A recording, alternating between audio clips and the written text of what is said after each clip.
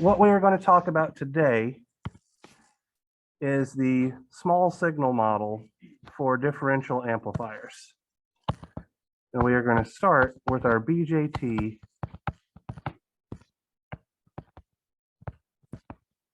differential pair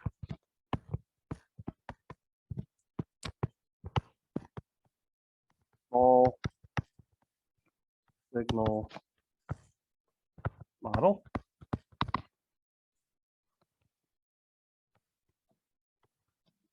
Which, let's do this.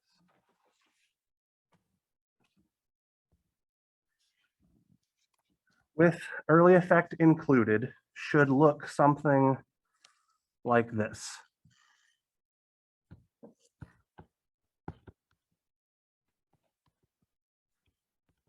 So here is our input signal VN1.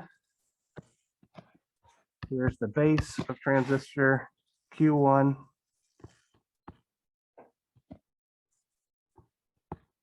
Our pi1, and then VBE1.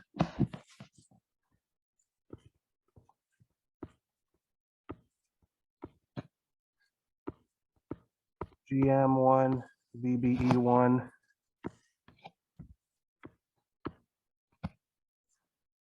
R0 like so. So this node is collector 1. This node down here is emitter 1.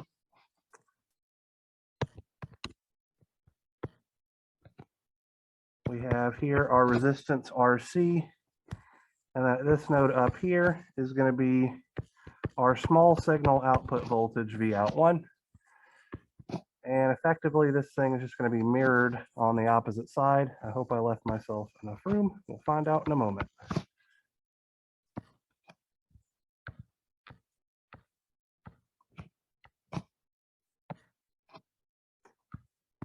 Looks like I just barely did.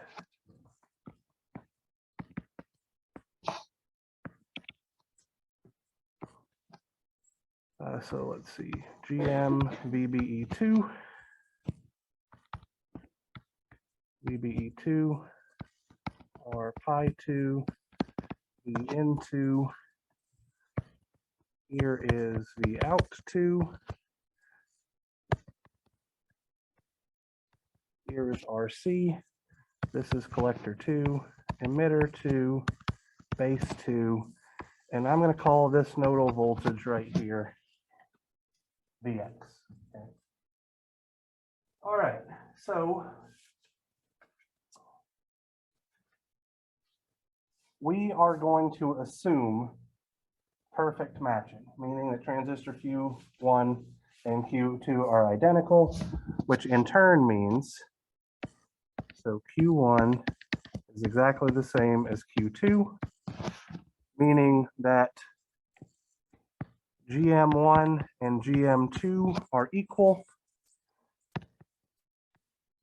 R pi1 is equal to R pi2. And R01 is equal to R02.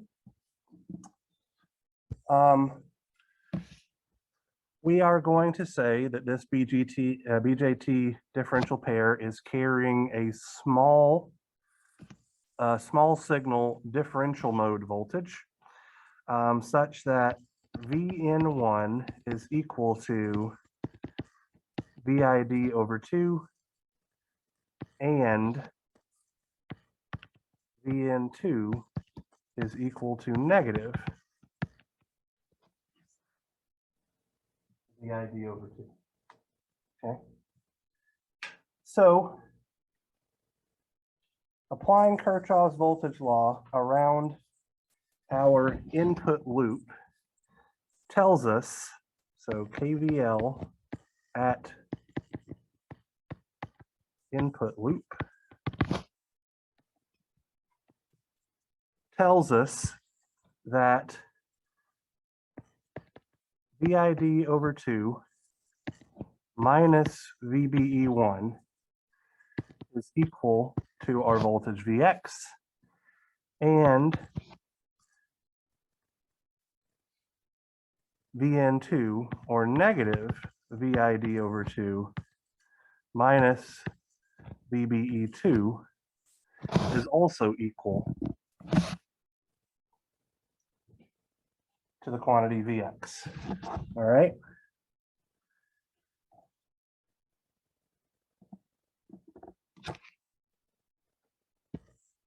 So if we apply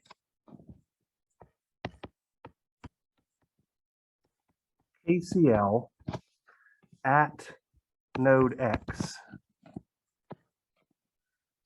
what we're going to get is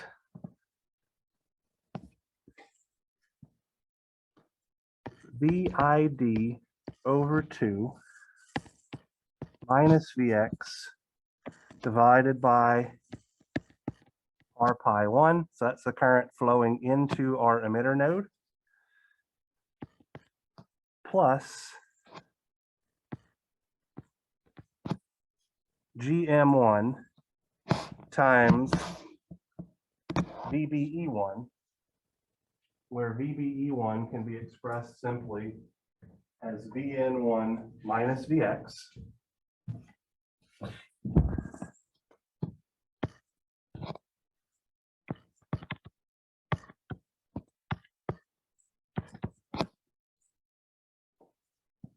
actually, let me move that down.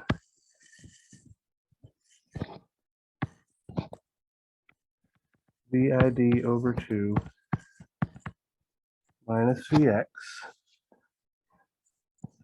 plus V out 1 minus Vx over R naught 1 plus V out 2 minus Vx over R naught 2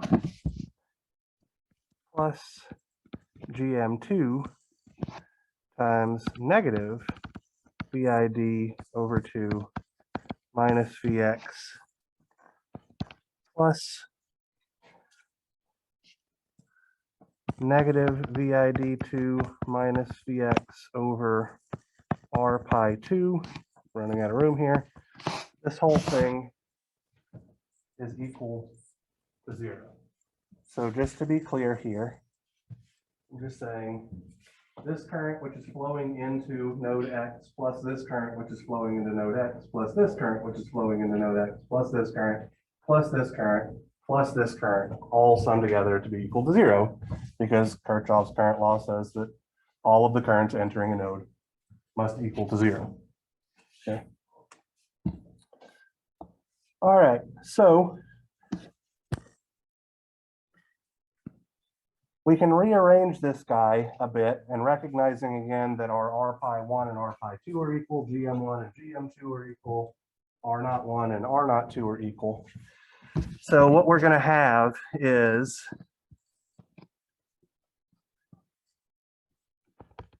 VID over 2 minus VID over 2 divided by R pi, which this term obviously goes to 0.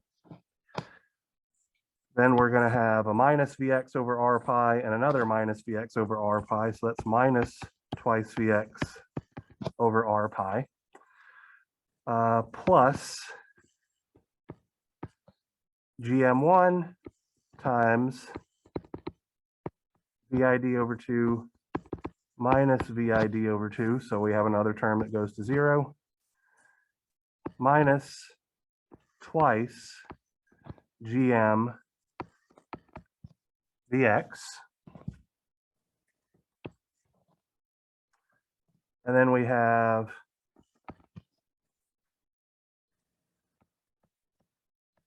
V out 1 plus V out 2 divided by R naught minus 2Vx over R naught is equal to 0. And I'm just going to scratch through these guys like so, because they each go to 0 because the input differential terms cancel each other out, leaving us with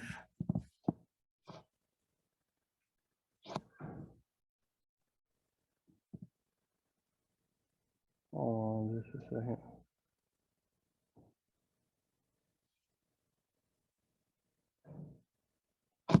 Okay, twice Vx over R pi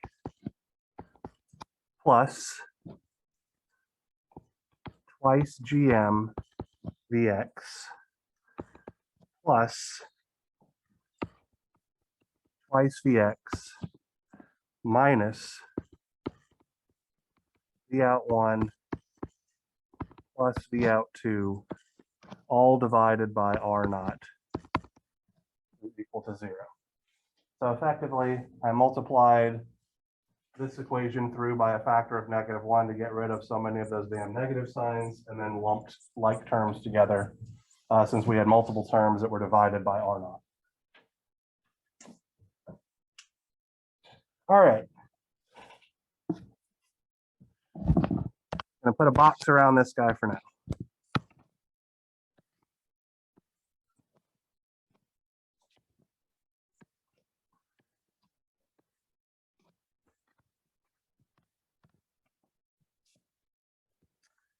If I apply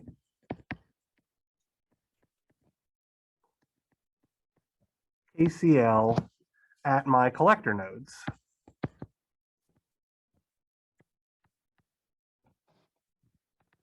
all right, so let's look at what's going to happen here. Okay. So if I apply it at my collector nodes, I can see pretty easily that I'm going to have a current flowing out that is just V out 1 over RC. I have a current flowing out that is V out 1 minus Vx over R naught 1. And I have a current flowing out that is GM1 times VBE1, where VBE1 is VN1 minus Vx. I'm going to do that to this guy as well.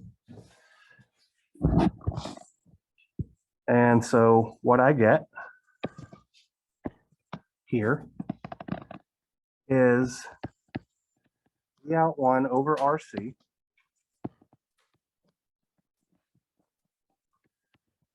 plus GM1 times VID over 2 minus Vx plus V out 2 minus Vx, excuse me, V out 1 minus Vx over R naught 1 is equal to 0. So that's what happens at collector 1. Sorry, this scrolled slightly too far.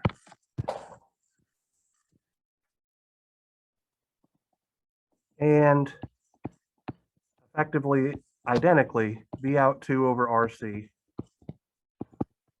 plus GM2 negative VID over 2 minus Vx plus V out 2 minus Vx over R naught 2 is equal to 0. Right? So the top equation is when I apply KCL at the collector of transistor Q1. The bottom equation is when I apply KCL at the collector of transistor Q2. What I'm going to do here is I'm going to add these two equations together because 0 plus 0 is equal to 0. So there shouldn't be any issue with me doing that, right? Another way to think about this is that I'm treating those collectors kind of like they were a supernode, I guess. Okay, and we're just summing all of the currents that are leaving that supernode. So pretty obviously then, I'm going to see that my VID terms wind up canceling each other out again, and I'm going to have a factor of 2 multiplied by a lot of similar terms, right? So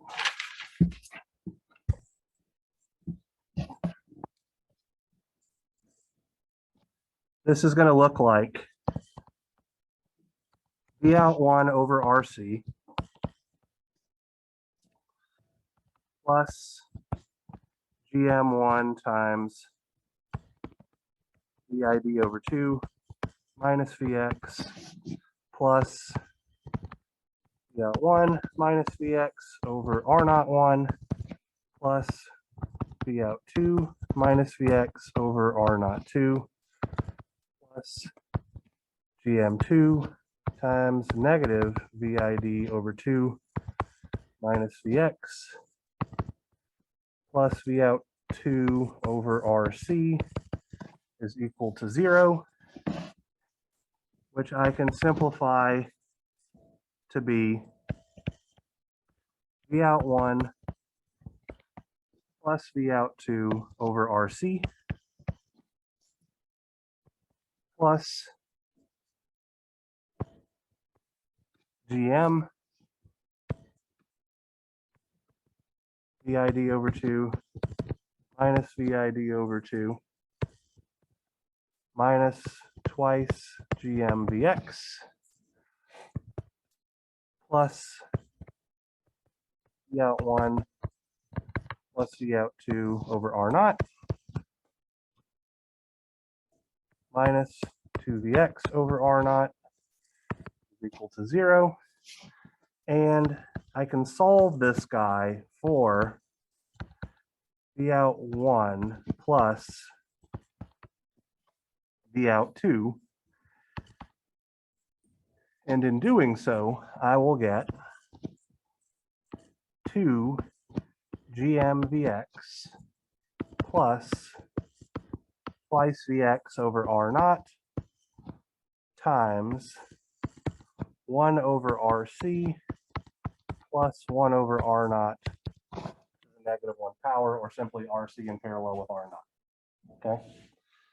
I'm going to substitute this expression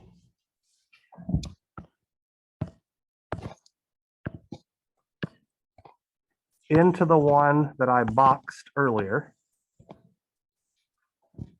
And if I do that, what I find is that twice Vx over R pi plus twice GM Vx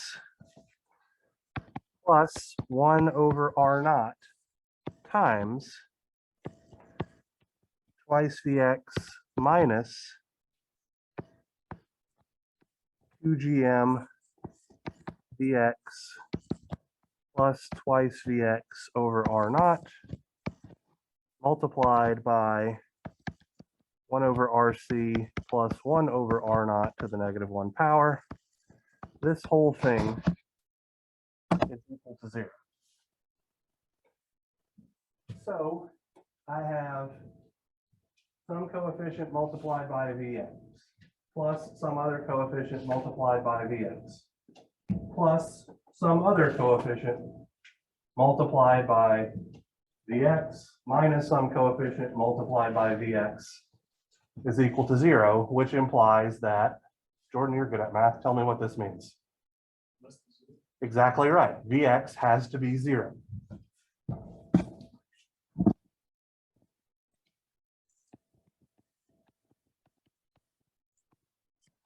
This is a very important result. Okay. Seems like we did a lot of math to prove it, and we kind of did. But let's talk about why this is such an important result. Okay. For our BJT differential pair, Vx shouldn't be at 0 volts. What I mean by that specifically is that between our emitter terminals and ground, there is an open circuit, okay? But due to the symmetry of the circuit, we find that that node point, and truly any point along the axis of symmetry of our circuit, will have a value of 0 volts. So for any perfectly symmetrical circuit, the axis of symmetry behaves like a virtual ground for the circuit. And we can exploit that to make the analysis of any symmetrical circuit much more easy, okay? So what I mean by that is we can take our small signal model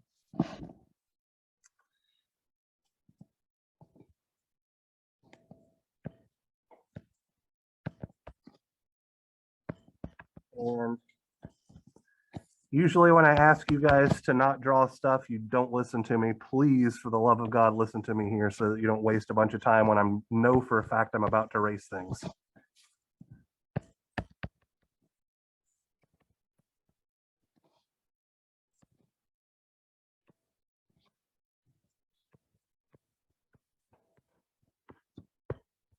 So here's GM1, VBE1, here's R0-1, here's R0-2,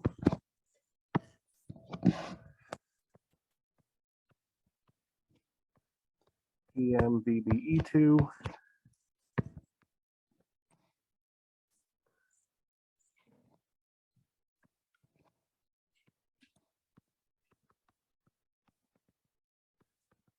and 2. Let's see. Here we go. Plus VBE2, archive 2.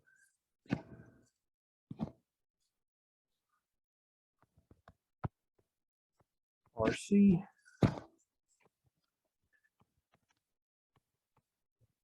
RC. V out 1. V out 2. Okay, so this is our small signal model. We know now that this node is effectively ground. What that allows us to do is to break this up into two, what I'm going to call half circuits that are identical.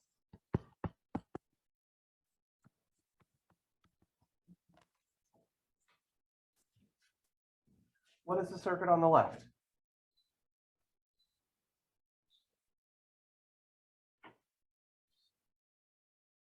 What type of amplifier circuit is the one on the left? It's obviously a transistor circuit. We wouldn't be here if it wasn't. An emitter. Common emitter, thank you. It's a simple common emitter amplifier with channel, or excuse me, early effect included. What's the half circuit on the right? The same damn thing, okay? We know how to analyze this guy all damn day long. We beat it to death last quarter, okay? So we know for sure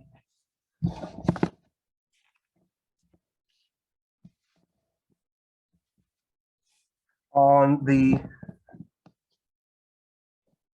left-hand side, we know that V out 1 over V in 1, which is our voltage gain here, is negative GM1 times R0-1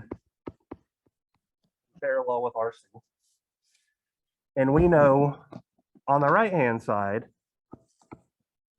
that V out 2 over V in 2 is negative GM1 times R0-2 in parallel with RC. GM2, right? Sorry, yes. Let me make the 2 more obviously a 2. Okay. So what that means is that we have, let's look at things here, okay? So we have V out 1 over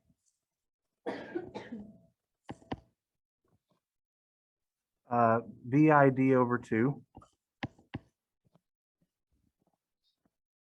And over here, we have V out 2 over negative VID over 2.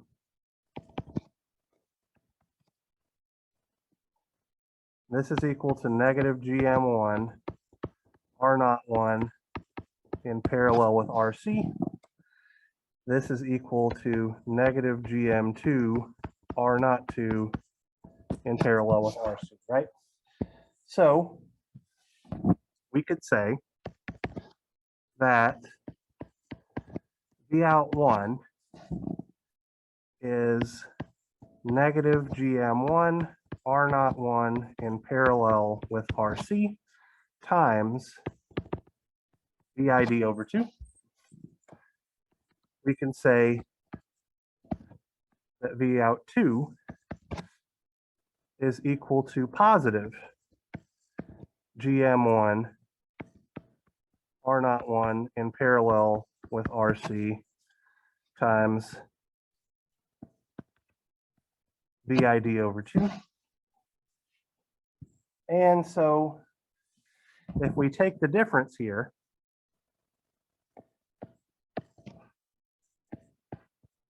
V out 1 minus V out 2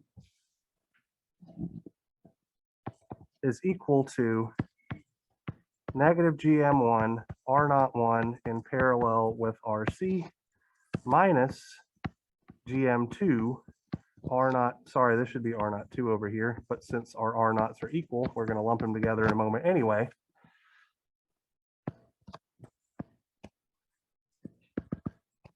Times VID, which means our output differential mode signal is simply negative twice GM R naught in parallel with RC times our input differential mode signal. So effectively, if we can analyze the half circuit, the gain for the full circuit is just twice as big. That's why that revelation regarding the axis of symmetry is so powerful here. If we know how half of the circuit behaves and the circuit is symmetrical, we know exactly how the other half of the circuit is going to behave as well. And the overall differential gain is then going to be twice the half circuit gain. So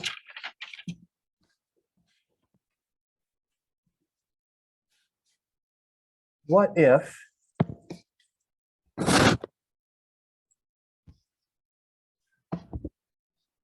we had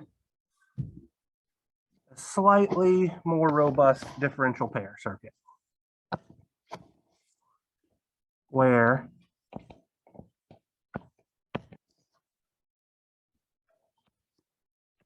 instead of loading our differential pair with resistors, we instead did it with transistors. Let's call this Q3, this guy Q4.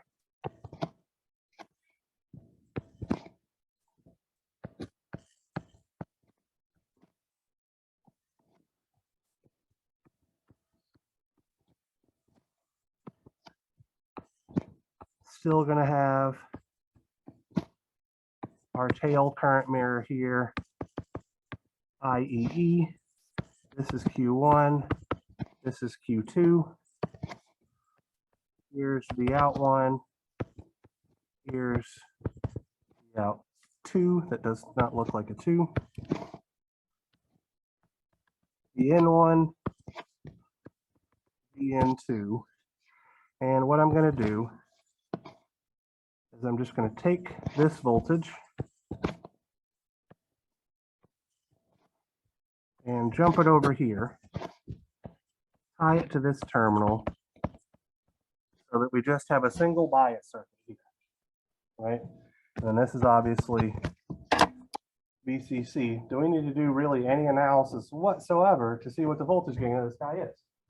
No, because this circuit is symmetrical. We know, sorry, let me draw my little arrow here, that our half circuit for this guy would just be this.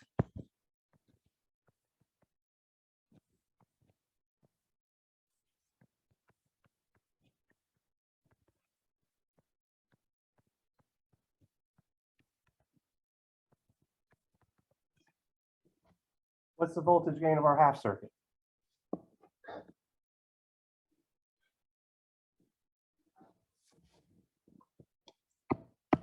For this half circuit,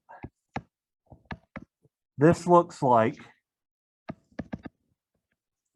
common emitter amplifier loaded with a PMOS current source, right?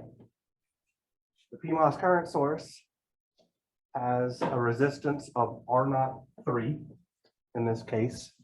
So this is just going to look like negative GM R01 parallel with R03. So our differential gain is just going to be twice this value. No analysis done whatsoever. Exploiting the fact that this circuit is symmetrical and that we know how this half circuit behaves because we looked at it multiple times in 335, we can get this result, and simply multiplying it by a factor of 2 tells us what our differential gain should be.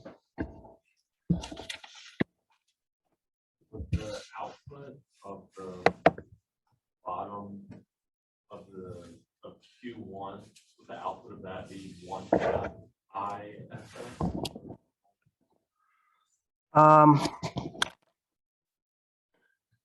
Are you saying, am I supposed to put a current source down here? Basically. No.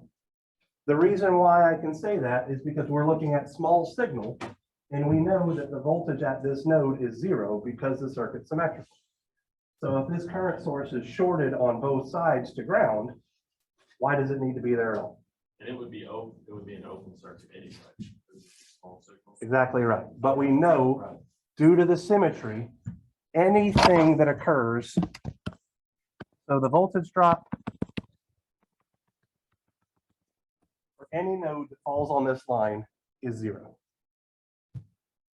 because of the symmetry. We can get weird, we can throw parasitic resistors in all over the damn place and things like that, but the symmetry is still exploitable. Okay.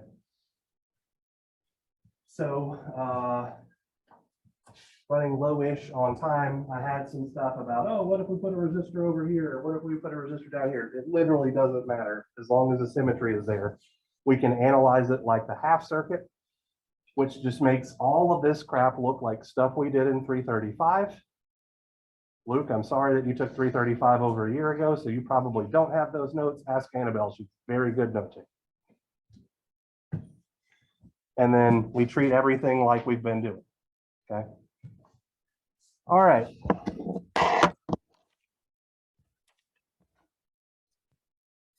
I'm gonna do all that crap. So MOSFET. Oh, that was way too far. Not that it particularly matters.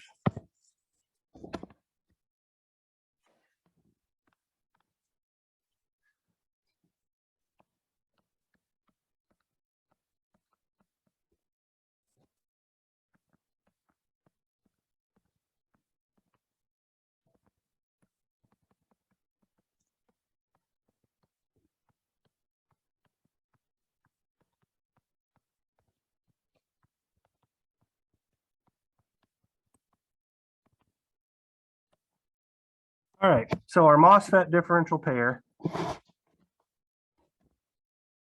is going to be effectively identical to what we just described, except that R pi is now an open circuit. Here's VN1. Here's our voltage VGS1.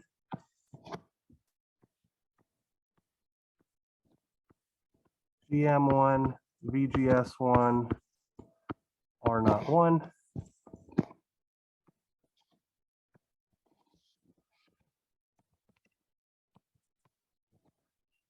Here is RD. Here's V out 1.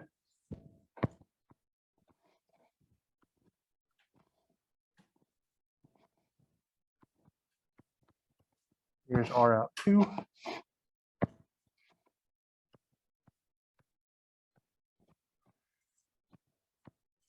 EM2, VGS2.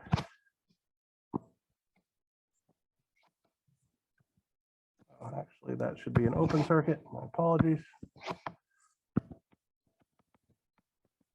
EN2, like so.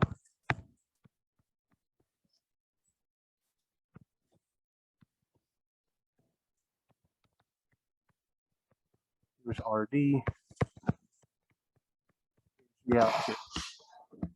We could obviously do that lengthy derivation again, but what's the damn point? This is a symmetrical circuit, which means this voltage Vx here is going to come out to be 0 volts, which means we can break this and place ground here on both sides and use our half circuits again, where both sides of this guy look like a common source amplifier having a gain. So an AV1 here is going to be negative GM1 R01 in parallel with RD. And so our differential mode gain, AVDM, is going to be negative twice GM1 or GM R0 parallel with RD. We don't need to do any work whatsoever. Once we have symmetry to exploit, our analysis becomes trivial because it's just, what does this amplifier look like? We've seen it before. Throw that equation in and double it. All right, so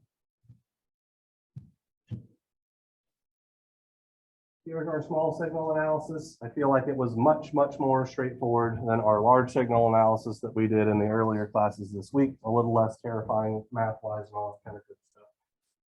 What we are going to talk about at the beginning of next week, Monday's class, is what happens when these transistors aren't matched.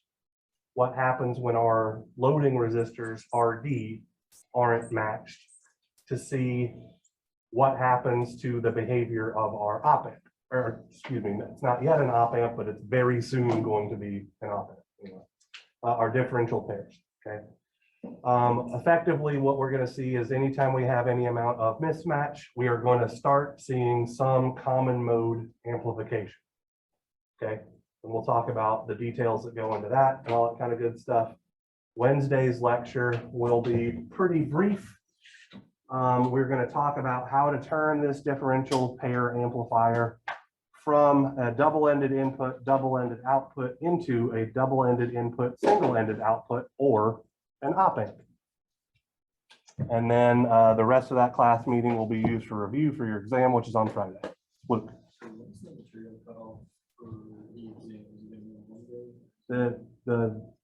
What we cover on Wednesday prior to the review session is fair game for the exam on Friday. Open notes. I'm going to give you a set of homework problems on all this differential pair crap. Effectively, your exam questions are going to be very similar to homework questions, except numbers moved around and crap like that. So if you're not doing your homework, good Lord, you really should be. AVDM, what does that stand for? A differential mode voltage gain. So that tells us what the output does to a differential mode signal. So effectively, if we have, this is Vout1 minus Vout2 divided by VID. I got you. So both sides of the circuit contribute some amount of gain to the output quantity. Sir, can you go to the beginning, look at the first page?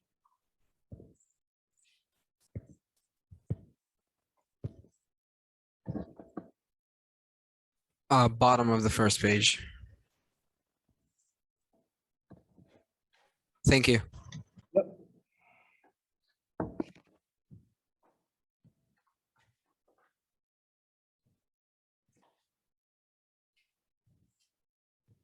Anything else? Have a great weekend. You too. Dr. Hartman, Yes.